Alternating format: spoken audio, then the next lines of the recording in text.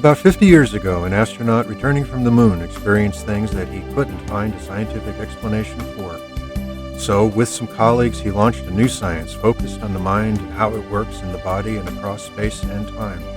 It's the field of Noetics, where the tools of modern science are used to help us understand how what we think and feel affects us and the world around us. Now, this is Dr. Ruth Miller's Noetic Moments from the studios of KXCR Community Radio in Florence, Oregon.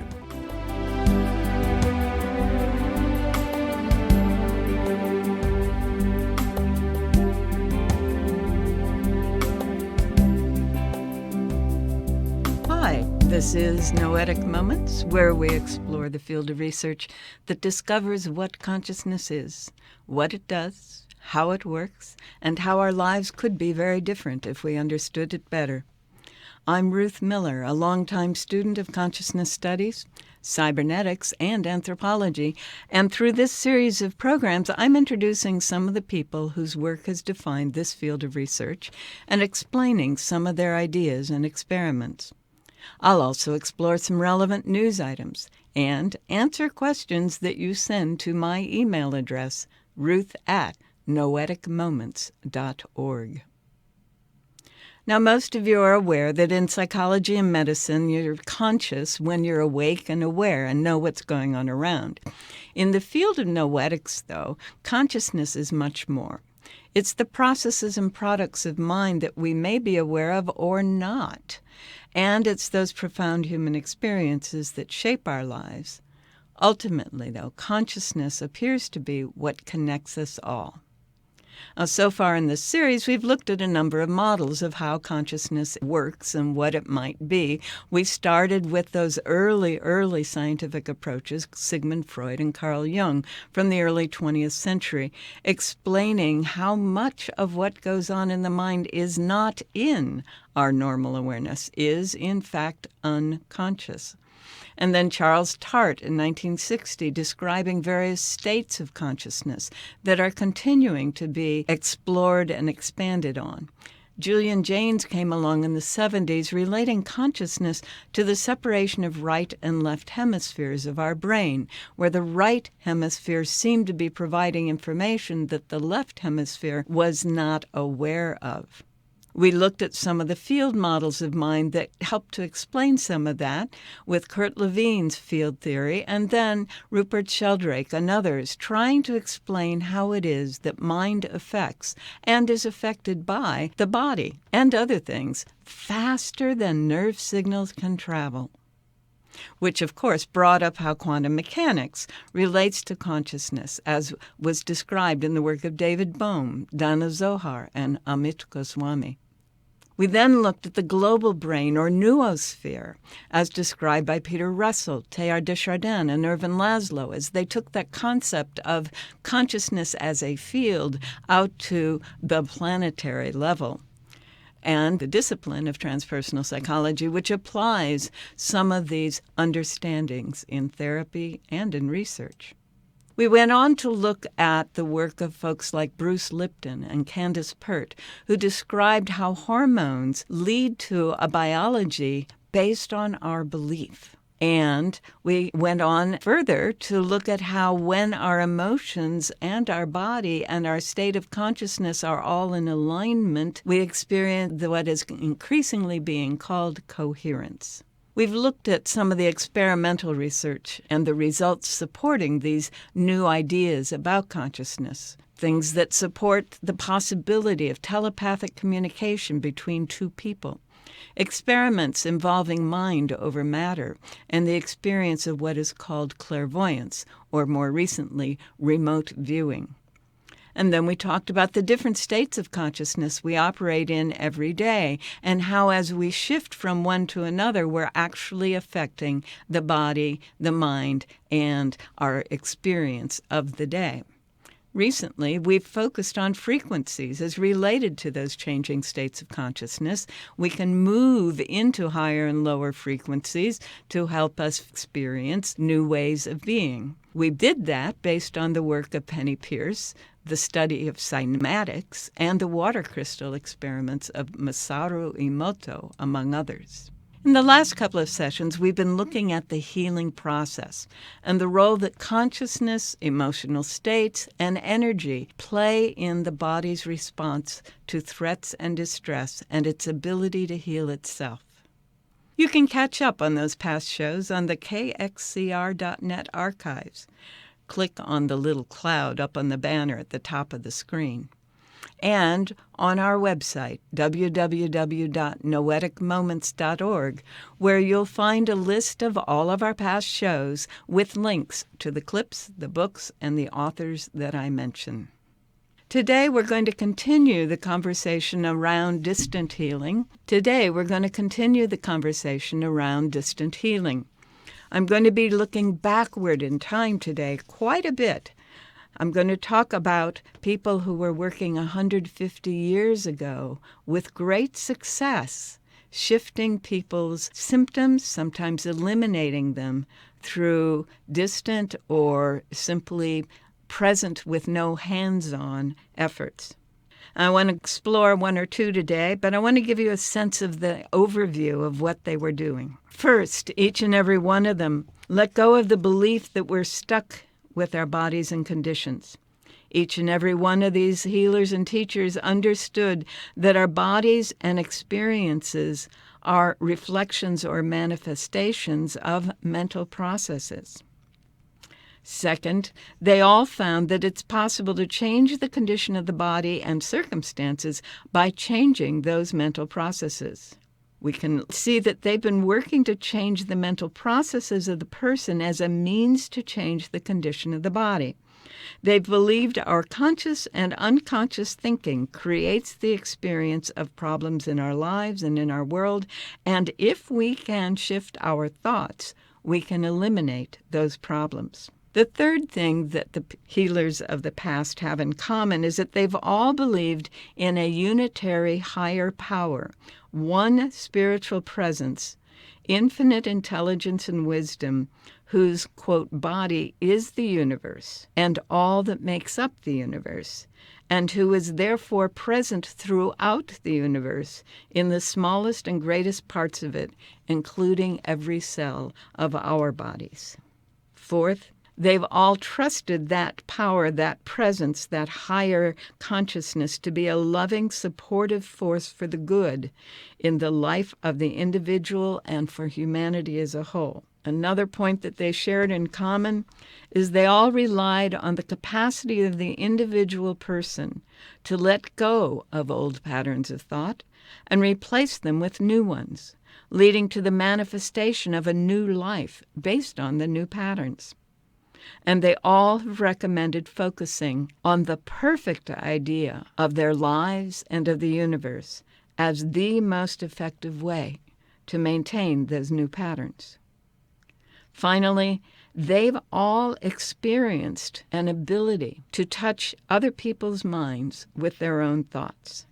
They've experienced a connection between individuals that underlies the verbal and physical connection and transcends space and time. And they've worked at that level to help shift the thoughts of those who have asked them for help. Most fundamentally, each and every one of these teachers has applied these ideas to change their own thoughts about their own bodies and circumstances, and doing so, they've learned how to change the thoughts of those who come to them, so that they, too, can experience wholeness and well-being. That they've been effective has been documented in tens of thousands of cases, regardless of whether the scientists of their time recognize them or not. That was a piece of a book that I actually wrote, and we'll talk more about in the book section of today's show. Now, a lot of us really don't understand how this could possibly be the case. And there are a lot of different frameworks for talking about it. I think I've come close to explaining how that can work over the past few weeks, but I wanted to give you another voice, another YouTube, to give her explanation of how such things can happen. Essentially, what's happening in an energy healing session is that the energy healer is opening up their state of consciousness and awareness, and they're connecting into the field of energy that connects everything. You can call this source consciousness, spirit, divine, the universe. It's that field of energy that they are tuning into. And that energy is not confined to time and space reality as we know it in our daily life.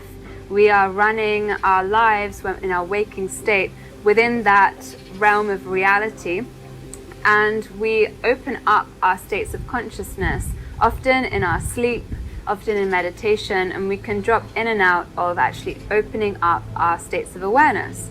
And that also happens in an energy healing session. So when you're receiving an energy healing session, whether in person or whether at a distance, you are opening up your energy, you're opening up your state of awareness, and it can be described as a trance-like state. So you're in between awake and asleep, like a meditative state. And that's how your awareness is able to receive the energy that is sent to you.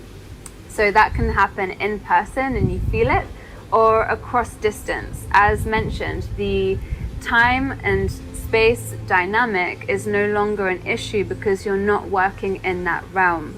The healer is tapping into the universal energy and sending it to you across time and space, and when you're open and ready to receive it with your intention, then you start to open up your state of awareness to be able to receive that. And that is, it's the energy that connects everything. Everything is connected, and many of us are aware of it on some level. And it's the same that you can see in synchronicity in life, in perfect timing, being at the right place at the right time. Or you can even be across the world and you will, in that perfect time, walk past somebody that you know right from back home. It's just the way that life works. It's just the way that life works. We haven't been taught that in school, have we? And it's difficult for the scientists who are committed to the material reality being the only reality to consider the possibility that what Morwenna Bugano is saying could possibly be real. But over and over again, through the field of noetics, we've been establishing and demonstrating that this quality of the universe is what is normal, and that what is limited to our physical senses is only a very, very small part of what's actually going on. So, to talk about these historical figures. Back in 1906, a man who had been living in India most of his life, had only lived in England during his school years, came back from India as a retired magistrate from the Punjab region of India, where he had been working with people of all religious persuasions and traditions in several languages. So he could read Hebrew and Greek and Latin, as most people of his class in England at that time. But he could also read Hindi, Sanskrit, Arabic. He had to in order to do his job. So having read many of the world's spiritual literature in the original language, and having worked with Jains and Hindus and Buddhists and Jews and Christians and Muslims, Sikhs and Sufis, all in one region for over 30 years, he began to have a very different understanding about the nature of our spiritual life and perhaps our physical life. In some ways, his shifts began when he arrived back in India, having spent his school years and gotten married in England and taken his new wife to India. And on their first night in their first home, she was suddenly startled by the presence of someone in their bedroom. Thomas was awakened out of his sleep, and his wife said, "There's a man in here, and he was here, and there was a shot." And he said, "Don't worry, everything is going to be all right." Well, there was no man in their room, and there was, yes, the sound of a shot, but there wasn't any evidence of there being a shot. And they moved out of that room that night. A few days later, the owner of the home, who they were renting from, came by to make sure everything was all right, and she shared the story of what had happened that night. The wife shared this story, and the owner was visibly distressed because apparently what Thomas Troward's wife had experienced was exactly what she had experienced when her husband committed suicide at her bedside.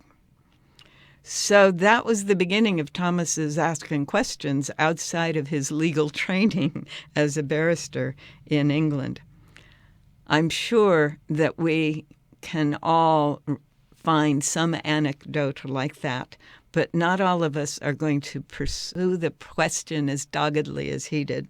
Thomas Troward ended up retiring in England in 1906 and started writing, and through 1920 wrote many wonderful essays, presented many very complex and difficult to understand lectures, and some of those lectures were written up and sent as copies to people who might be interested in his work, all the way to the United States, and there many more people began to be interested in his way of thinking. In one of his essays, Thomas pointed out that it is possible for one person who knows without a doubt the truth of wellness for somebody else and enters into that state of consciousness that is described in that video we just listened to, that state that's almost meditation, almost sleep, maybe the hypnagogic state. In that state of consciousness, knowing that truth with the intention that another person experience it, that other person, especially if they're in a similar state, will experience different conditions, often will be relieved of any symptoms. Thomas laid this out in one of his essays, laid out how to do it and why it works in 1912. Well, he was by no means the first person to come up with this awareness.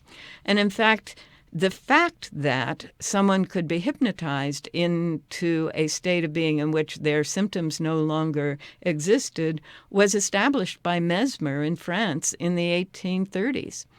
It came to this country, the end of the 1830s, and was profoundly affecting the lives of many people, including a man in Maine who was a clockmaker by trade but had not been able to pursue his profession because of illness for a number of years. He was also an inventor and has a number of patents in the U.S. Patent Office. His name was Phineas Parkhurst Quimby.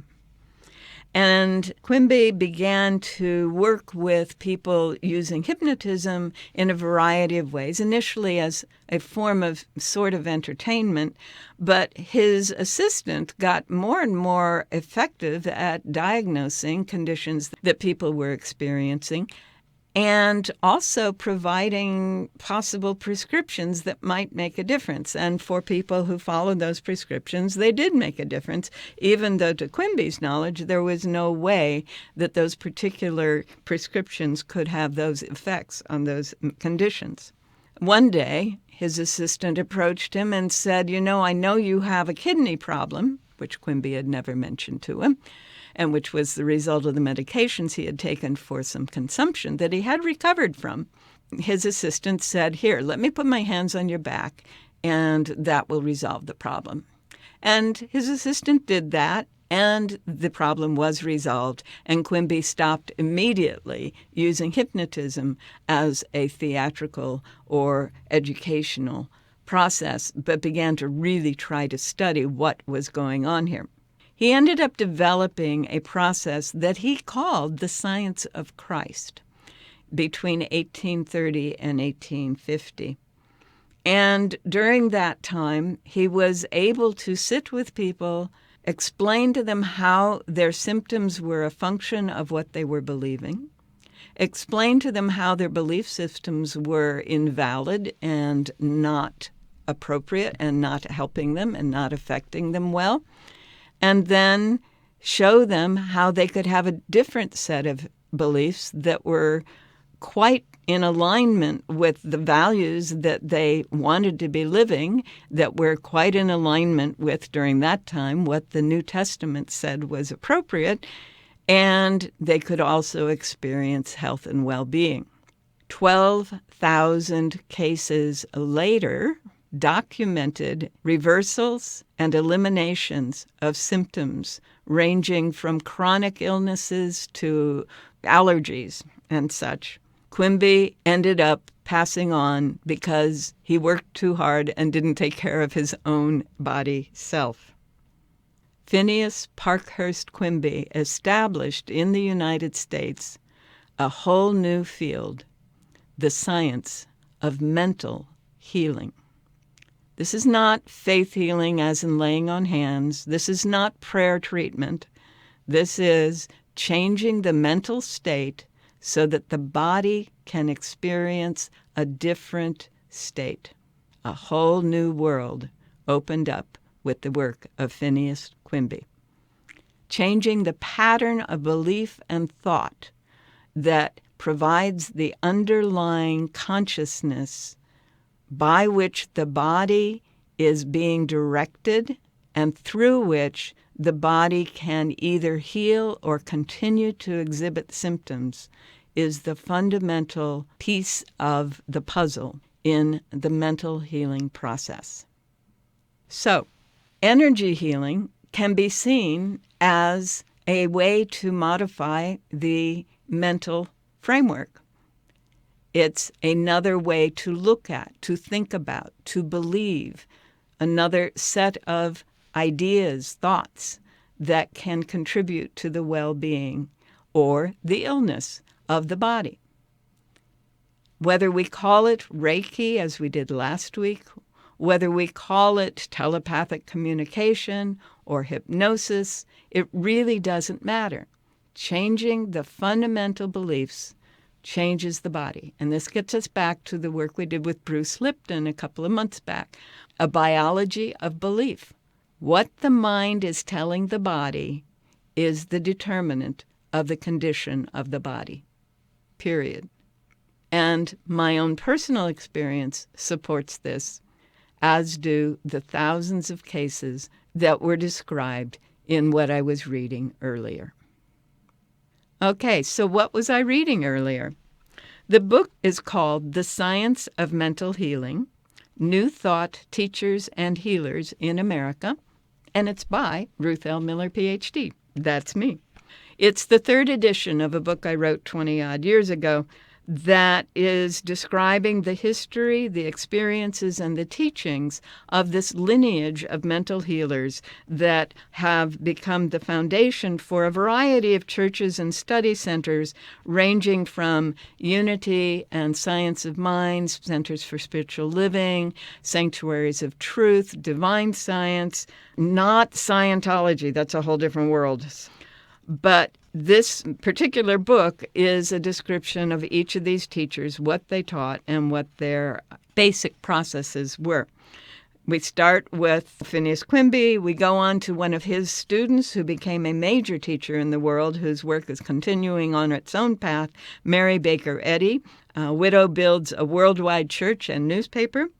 One of her students who went on in her own direction after a couple of years, Emma Curtis Hopkins, who then taught thousands of others, 11,000 documented cases of healed students and 110 ordained ministers. From her, we get the Fillmores, Charles and Myrtle, who created Unity, and Nona Brooks with her sister Fanny Brooks, and their creation with Melinda Kramer of something called Divine Science. Emily Cady is another student of Emma's. She developed the concept of using truth. Emmett Fox, who took over in New York from the group that Emily Cady was part of, keeping it simple and helping to create the 12-step movement, AA, in this country. Ernest Holmes, Emma's last student, who also interviewed just about everybody he could between 1917 and 1925 before he wrote the book Science of Mind. One of his third-generation students, Louise Hay, who was healing lives through the 80s and became famous when she was turning around AIDS cases using mental healing techniques. On a different branch, but overlapping, was Barbara Marx Hubbard and Mary Ann Williamson, who were concerned with healing the planet, and were using some of these same techniques of modifying our fundamental consciousness in order to experience a more fully rich and healthy planet and culture. And finally, we get into a whole range of others. I called it the family tree, from Quimby's successors through the divine scientist, the various homes and sanctuaries of truth, the folks that Eddie passed her ideas on, including Joel Goldsmith, who was been very powerful in the 50s and 60s and still being studied as late as 2010. The game of life. Florence Scovel Shinn grew out of that same movement, as did Michael Bernard Beckwith, and the whole masculine arm, the Nightingale Conant, Wallace Wattles, etc. branch. The science of mental healing outlined all of these in a way that most people find very readable, and as with all the books we talk about, there will be a link on our site, but you can find it on Google or Amazon. Well, I think that's all we can do for today's show.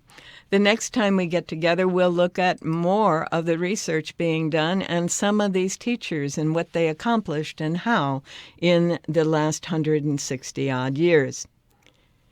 We are out of time for today, but remember, you can continue the exploration on our website, www.noeticmoments.org, where, for the list of archived shows, you can find titles and other resources that we refer to, and where you can send me your comments and questions, which I will do my best to get answered the next time we're on the air. For now, thanks for joining me here on Noetic Moments at KXCR Community Radio, 90.7 FM, in Florence, Oregon. Have a wonderful week.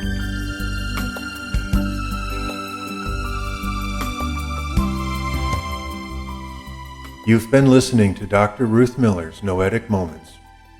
This program is produced in the studios of KXCR Community Radio in beautiful Florence, Oregon, supported by you, our listeners. Our theme music is Tumbling Planets, composed and performed by Jeff Lovejoy. To hear this program again or learn more about Noetic Sciences, search our website, www.noeticmoments.org.